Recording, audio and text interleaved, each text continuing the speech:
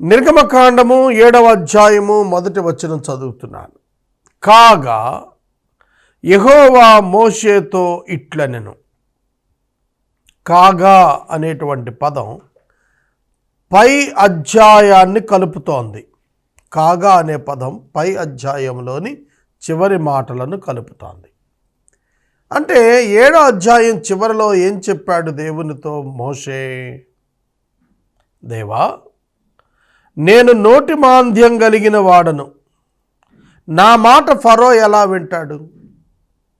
నా మాట ఫరో వినడు అని తన సమస్యను దేవుని ఎదుట చెప్పాడు.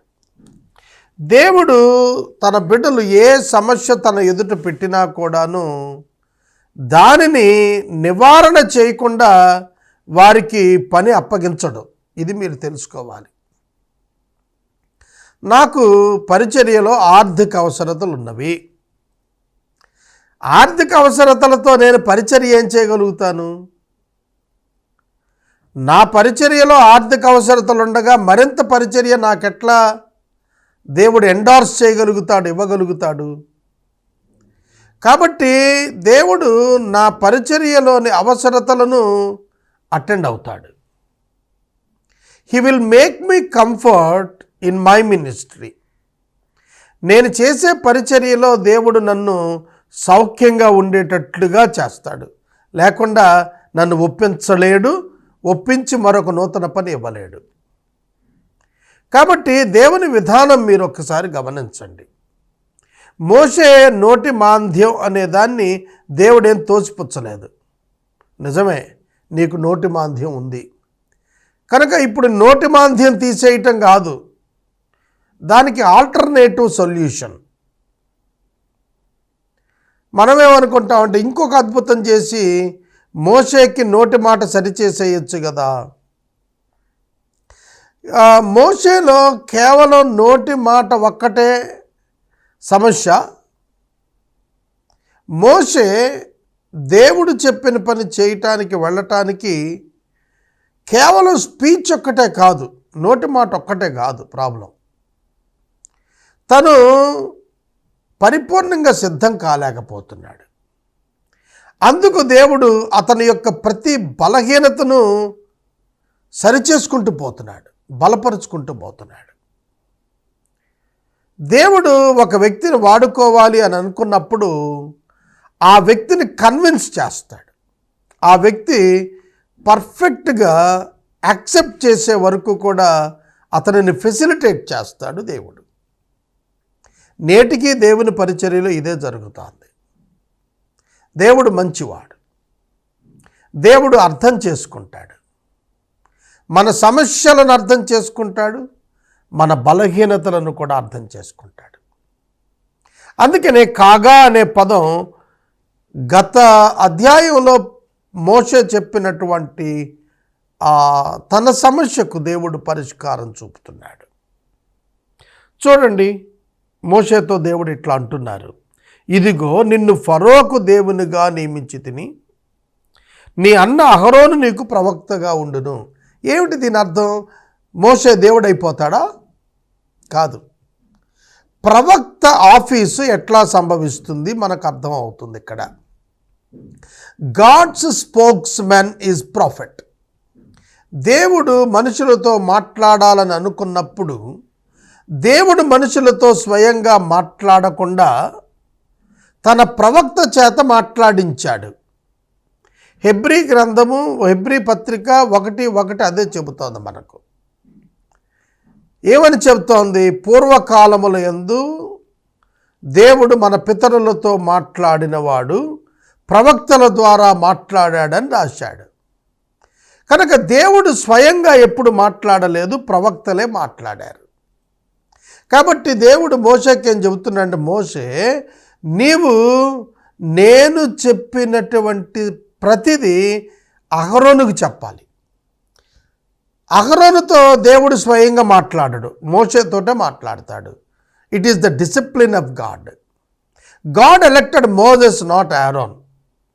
దేవుడు నాయకుడిగా ఎన్నుకున్నది మోషేని, అహరోనును కాదు. అందుకనే దేవుడు డైరెక్ట్గా అహరోనుకు చెప్పటం లేదు, మోషేకు చెబుతున్నాడు. మోషేను దేవుని స్థానంలో ఉంచుతున్నాడు. అనగా చెప్పే స్థానంలో మోషే ఉంటాడు, ప్రకటించేటువంటి స్థానంలో, తనకు చెప్పబడిన దానిని ప్రకటించేటువంటి స్థానంలో అహరోను ఉంటాడు. కాబట్టి ఇక్కడ దేవుడు, ప్రవక్త అనేటువంటి పదాలు ఎందుకు వాడాడు దేవుడు అంటే, తాను దేవుడిగా ఉండి ప్రవక్తలకు ఎలా చెబుతున్నాడో అలాగే మోషే అహరోను పట్ల దేవునిగా ఉండి తన మాటలు అనగా దేవుని మాటలు అహరోనుకి చెప్పగా అహరోను వెళ్ళి ప్రవక్త ధర్మాన్ని నెరవేరుస్తాడు. ఇది దేవుడు చెబుతోంది.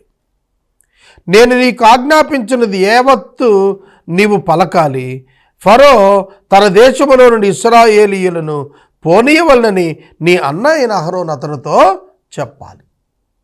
అది దేవుడి ప్యాటర్న్. దేవుడు మోషేతో చెప్పగా మోషే అహరోనుకి చెబుతాడు, అహరోను పలుకుతాడు, స్పోక్స్ మెన్. కనుక అహరోనుకు మోషే కమాండెంట్, ఆర్డర్స్ కమాండెంట్. అంటే ఏం చేయాలో చెప్పేటువంటి వాడు, ఏం మాట్లాడాలో చెప్పేటువంటి వాడు. అదన్నమాట ఇక్కడ అర్థం. 3వ వచనం, అయితే నేను ఫరో హృదయమును కఠినపరిచి ఐగుప్తు దేశములో నా సూచక క్రియలను నా మహత్కార్యములను విస్తరింపచేస్తాను. అర్థమవుతుందా? దేవుడు మోషేతో తన ప్రణాళికను గురించి చర్చిస్తున్నాడు. ఏమిటట? తాను తన మహత్కార్యములను సూచక క్రియలను చేయుట ప్రారంభిస్తాడట ఐగుప్తు దేశంలో. ఎందుకు మహత్కార్యములు, ఎందుకు సూచక క్రియలు?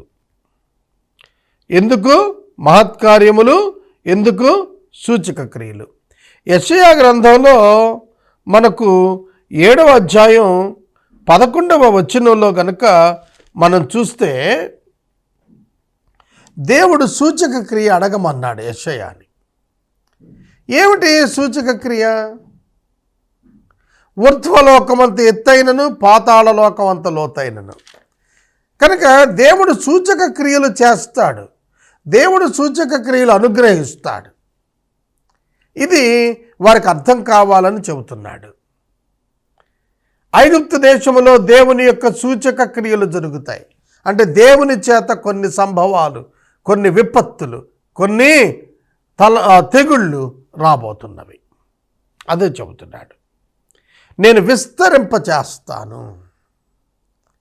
మోషే వచ్చిన నాటి నుండి ఐగుప్తుకి మోషే వారిని విడిపించటానికి పట్టినటువంటి కాలము 6 monthsగా లెక్కిస్తారు.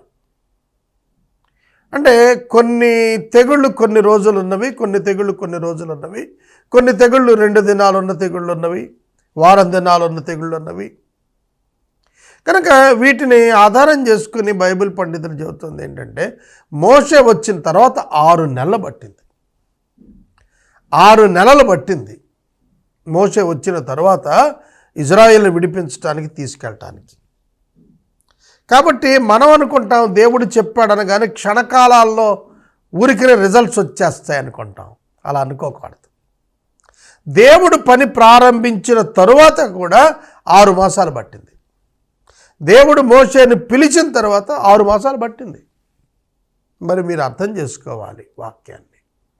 మనం ఏమిటంటే ఇవాళ పొద్దున ప్రార్థన చేస్తే సాయంకాలానికి రిజల్ట్ వచ్చేయాల, ఇన్స్టాంట్ రిజల్ట్ వచ్చేయాలి మనకి. కానీ అలా కాదు.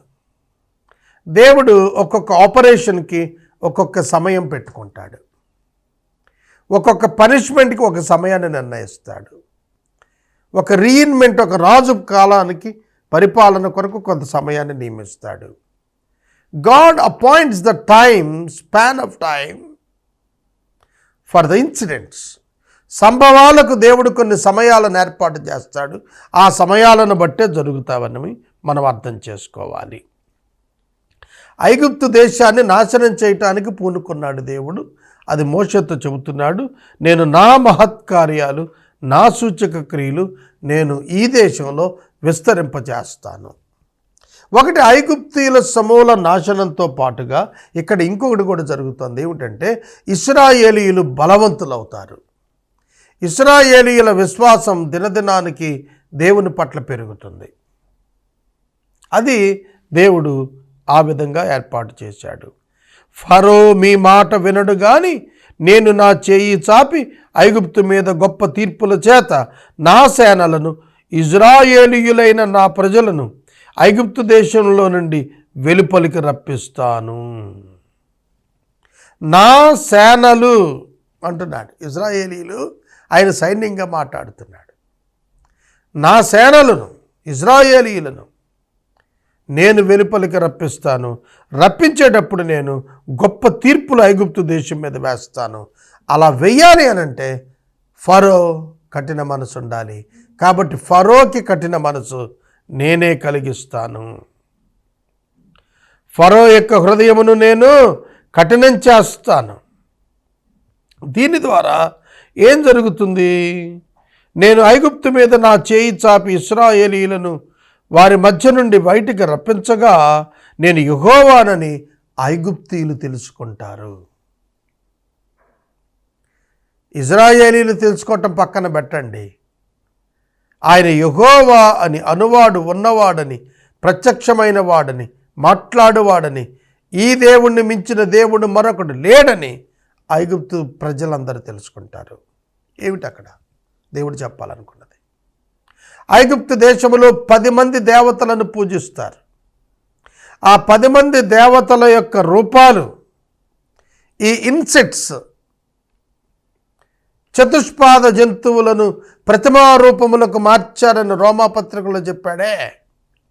అలాగా లోకములో దేవుని కొన్ని జంతువుల యొక్క రూపాలతోని పూజలు చేసేవాళ్ళు ఐగుప్తు దేశంలో. అలాంటి పూజలు చేస్తున్నప్పుడు వారికి కనువిప్పు కలగాలి. వారు దేవుడు కాదు, యెహోవా ఒక్కడే దేవుడని.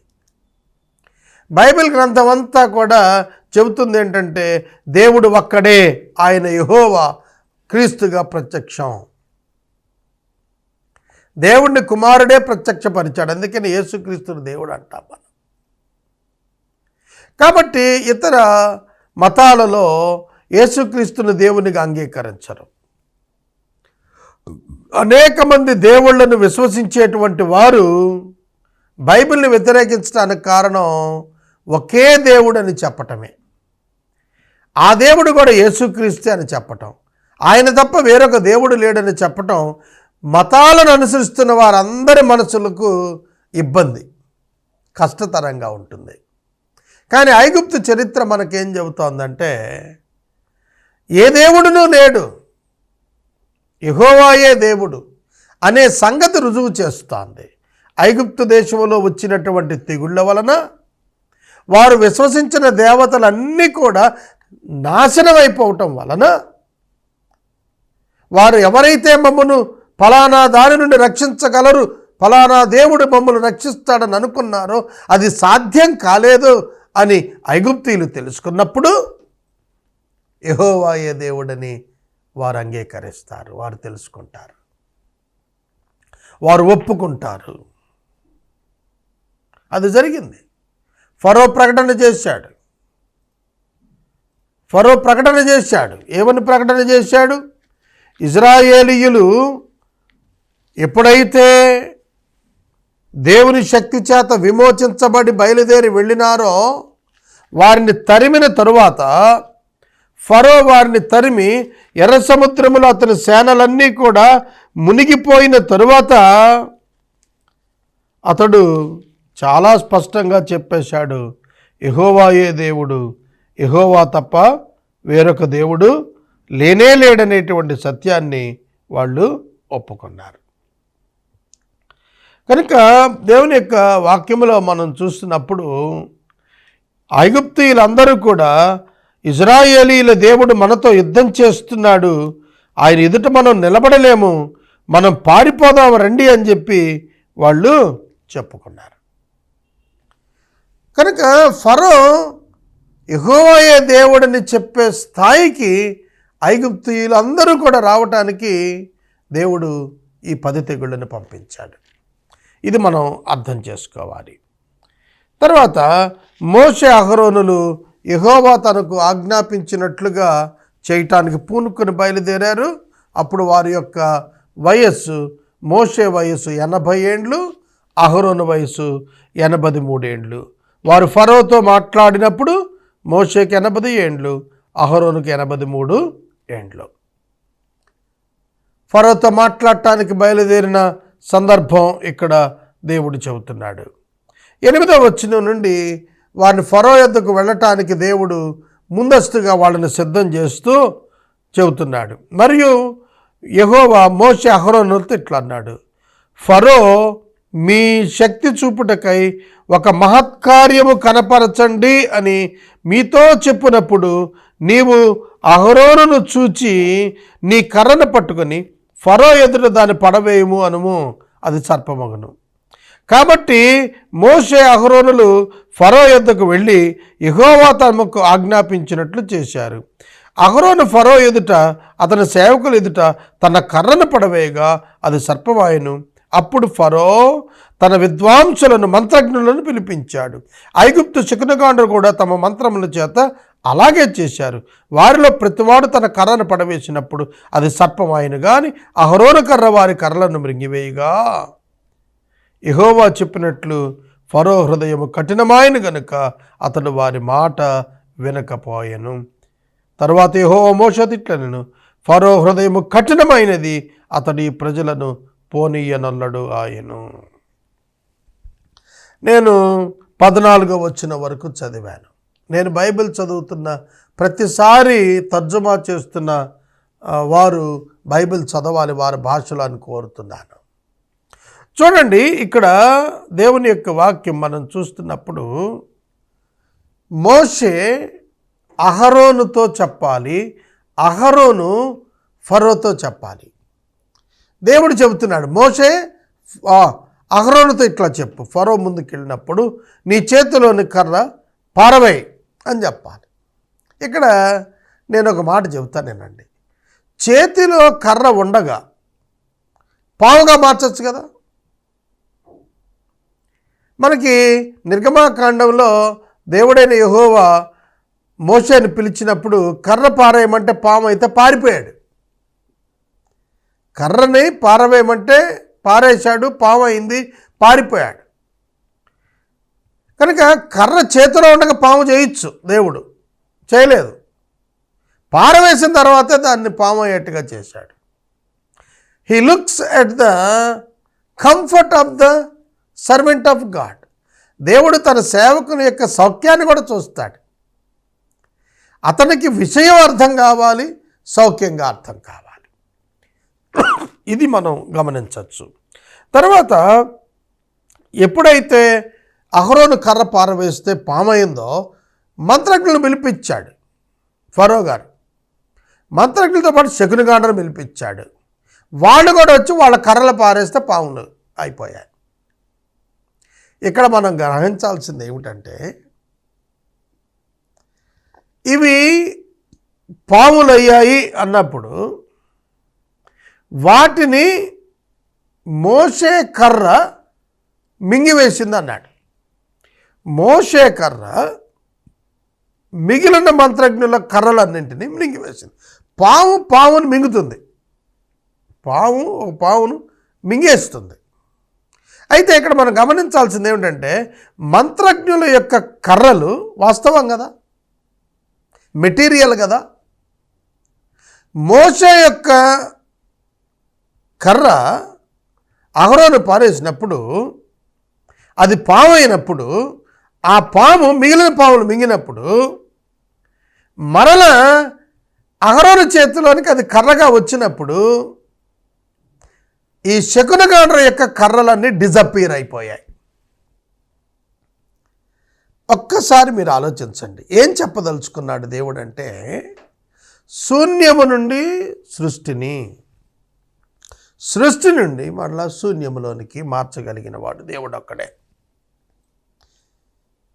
కర్ర పడేస్తే పామైంది, జీవం ఆయన చేతిలో ఉన్నది, ఆయన చేతిలో మాత్రమే జీవం ఉన్నది, ఆయన మాత్రమే అధికారం కలిగిన వాడనేది రుజువు పరచడానికి అహరోను చేతి నుండి వెళ్ళినటువంటి కర్ర పాముగా మారిన తరువాత ఆ శకునగాండ యొక్క పాములను మింగింది. ఆ కర్రలు డిజప్పేర్ అయిపోయాయి. ఒక మెటీరియల్ డిజప్పేర్ అవటం అనేది ఉండదు, చేంజ్ ఆఫ్ ఫామ్ ఉంటుంది. కర్రను తగలబెడితే బొగ్గు అవుతుంది, బొగ్గును ఇంకా కాలిస్తే బూడిద అవుతుంది. కనుక ఒక మెటీరియల్ని సంపూర్ణ నాశనం చేసేయటం ఎవరి వల్ల కాదు. ఆనవాలు ఉంటుంది అక్కడ. కానీ ఆనవాలు లేకుండా ఈ మంత్రజ్ఞుల యొక్క శకునగాండ్ర యొక్క కర్రలన్నీ కూడా డిజప్పీర్ అయిపోయాయి. అహరోను యొక్క కర్ర ఐగుప్తు దేశము యొక్క శకునగాండ్ర కర్రలను మింగివేసుట ద్వారా ఇది దైవశక్తి అని రుజువు అయ్యింది. సృష్టిని శూన్యం నుండి చేయాలన్నా, సృష్టిని శూన్యంలోనికి మార్చాలన్నా దేవునికే సాధ్యం అవుతుంది. కనుక ఇది దేవుని శక్తి అని వాళ్ళు కూడా గ్రహించారు. అయితే ఈ విధమైనటువంటి అద్భుతం శకునగాండ్రు కూడా చేశారు కదా, అందుకే ఫరో హృదయం కఠినమైపోయింది. దేవుని శక్తి మరియు మంత్రజ్ఞుల యొక్క శక్తి రెండూ కూడా ఎదురెదురుగా రుజువయ్యి మంత్రజ్ఞుల శక్తి నిర్వీర్యం అయిపోవటం ఫరో చూచాడు. అయినా కూడా హృదయాన్ని కఠినమే చేసుకున్నాడు. హృదయము కఠినమగుటకు ఒకే ఒక కారణం, అవిశ్వాసము. దేవుని శక్తిని, దేవుని మాటను నమ్మకపోవటం వల్ల కలిగినటువంటిది ఈ కఠిన హృదయం. అందువలన అతడు తన ప్రజలను దేవుని యొక్క మాట చొప్పున పోనీయుటకు అతడు ఒప్పుకొనలేదు. 15వ వచనం, ప్రొద్దున్న నీవు ఫరో యొద్దకు వెళ్ళుము, ఇదిగో అతడు ఏటి దగ్గరకు పోవును. నీవు అతనిని ఎదుర్కొనుటకు ఏటి ఒడ్డున నిలిచి పాముగా చేయబడిన కర్రను చేతబట్టుకుని ఫరోను చూచి, అరణ్యమందు నన్ను సేవించుటకు నా ప్రజలను పోనిమ్మని ఆజ్ఞాపించుటకు గాను హెబ్రీయుల దేవుడైన యెహోవా నన్ను నీ యొద్దకు పంపెను. నీవు ఇదివరకు వినకపోతివి. కాగా యెహోవా ఆజ్ఞ ఏదనగా, నేను యెహోవాను అని దీనిని బట్టి నీవు తెలుసుకుందువని యెహోవా చెబుతున్నాడు. ఇదిగో నా చేతిలో ఉన్న ఈ కర్రతో నేను ఏటి నీటిని కొట్టుదును, అది రక్తముగా మార్చబడును. ఏటిలోని చేపలు చచ్చును, ఏరు కంపు కొట్టును. ఏటి నీళ్లు త్రాగుటకు ఐగుప్తీయులు అసహ్యపడుదురు అని చెప్పుము అనెను. మరియు యెహోవా మోషేతో ఇట్లనెను, నీవు అహరోనుతో నీ కర్రను పట్టుకొని ఐగుప్తు జలముల మీద, అనగా వారి నదుల మీద, కాలువల మీద, చెరువుల మీద, నీటి గుంటల మీద నీ చెయ్యి చాపు, అవి రక్తమగును. ఐగుప్తు దేశమంతటా మ్రాను పాత్రలలో, రాతి పాత్రలలో రక్తము ఉండునని అతనికి చెప్పు. యెహోవా ఆజ్ఞాపించినట్లు మోషే అహరోనులు చేసిరి. అప్పుడు ఫరో ఎదుట, అతని సేవకులు ఎదుట తన కర్రను పైకెత్తి ఏటి నీళ్లను కొట్టగా ఏటి నీళ్ళన్నీ రక్తముగా మార్చబడెను. ఏటిలోని చేపలు చచ్చెను, ఏరు కంపు కొట్టెను. ఐగుప్తీయులు ఏటి నీళ్లు తాగలేకపోయేరి. ఐగుప్తు ప్రదేశమందు అంతటా రక్తం ఉండెను. ఐగుప్తు శకునగాండ్రు కూడా మంత్రము అన్నట్టు చేయుడుగా యెహోవా చెప్పినట్లు ఫరో హృదయము కఠినమాయెను. అతడు మోషే అహరోనుల మాట వినకపోయెను. నేను ఈ వచనాలన్నీ చదివాను. తర్జుమాదారులు వారి భాషలో చదవాలని కోరుతున్నాను. ఇందులో మనం చూడాల్సింది ఏమిటంటే, మొట్టమొదటి సూచక క్రియ, మొట్టమొదటి తెగులు వస్తోంది ఇక్కడ. మోషే 10 తెగుళ్ళు రప్పించాడు. రక్తం, నీరు రక్తంగా మార్చబడింది. ఐగుప్తు దేశమంతా కప్పలతో నిండిపోయింది, పేలుతో నిండిపోయింది, ఈగలతో నిండిపోయింది, పశువులు చచ్చాయి, దద్దుర్లతోటి, వడగండ్లతోటి, మిడతలతోటి, చీకటితోటి, జ్యేష్ఠ కుమారుని మరణంతో వాళ్ళు 10 తెగుళ్లతో బాధించబడ్డారు. వాటిలో మొదటి తెగులు నీటిని రక్తంగా చేయటం. యేసుక్రీస్తు ప్రభువారు నీటిని ద్రాక్షారసంగా చేశారు. వెలలేని నీరు, సువాసన లేని నీరు మధురమైన ద్రాక్షారసంగా మార్చారు. ఆనందాన్ని ఇచ్చేటువంటి ద్రాక్షారసంగా మార్చారు. అయితే మోషే ద్వారా దేవుడు ఐగుప్తులో నీటిని రక్తంగా మార్చారు. రక్తంలో ఆక్సిజన్ ఉండదు కదా, నీటిలో ఆక్సిజన్ ఉంటే చేపలు బ్రతుకుతాయి. నీరు రక్తంగా మారిపోయింది. ప్రపంచంలో ఇప్పటికీ కూడా మానవుడు సృష్టించబడిన తరువాత ఇప్పటి వరకు రక్తాన్ని ఎవ్వరూ కూడా సృష్టించలేకపోయారు, తయారు చేయలేకపోయారు. ఇప్పటికీ బలహీనంగా ఉన్న మనిషికి రక్తం ఎక్కించి అతని హిమోగ్లోబిన్ పెంచాలి అని అంటే అతని గ్రూప్ బ్లడ్ కలిగిన వేరొక మానవ దాత తన రక్తాన్ని ఇస్తేనే తప్ప మెడికల్ షాప్స్లో దొరికేది కాదు. ఇది ఫార్మాస్యూటికల్స్లో తయారు చేసేది కాదు. ఎందుకు నీటిని రక్తంగా మారుస్తున్నాడు దేవుడు? అది ఎవరి వల్ల సాధ్యం? రక్తము తయారగుట ఎవరి వలన కాదు, అది కేవలము ఒక్క దేవుని వలననే అవుతుంది. కనుక అది హ్యూమన్ బాడీలోనో లేదంటే జంతువు బాడీలోనో తయారవ్వాలి. There is no alternative for creating the blood or preparing the blood. రక్తాన్ని సృష్టించటం అనేది సాధ్యం కాదు.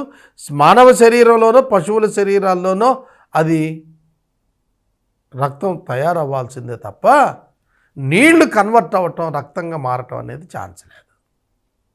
ఒక ప్రయోగశాలలో తయారయ్యేది కాదు ఇది. కాబట్టి నీటిని రక్తంగా మారుస్తున్నాడు ప్రభు. కేవలం తన మాట చేత ఆజ్ఞ ఇచ్చాడు, అంతే మారిపోతాడు. మోషే అహరోనులు విస్తుపోయి ఉంటారు ఈ అద్భుతం చూచి. ఇశ్రాయేలు జనాంగము ఐగుప్తు దేశంలో ఈ తెగులు ఐగుప్తీయుల మీద పట్టం చూచి దేవుని మహాశక్తికి అబ్బురపడి ఉంటారు, ఆశ్చర్యపడి ఉంటారు. చూడండి, ఫరో తన హృదయం కఠినం చేసుకున్నాడు. అవిశ్వాసము వలన హృదయాన్ని కఠినం చేసుకున్నాడు. నీరు దొరకక ప్రజలు ఇబ్బంది పడ్డారు.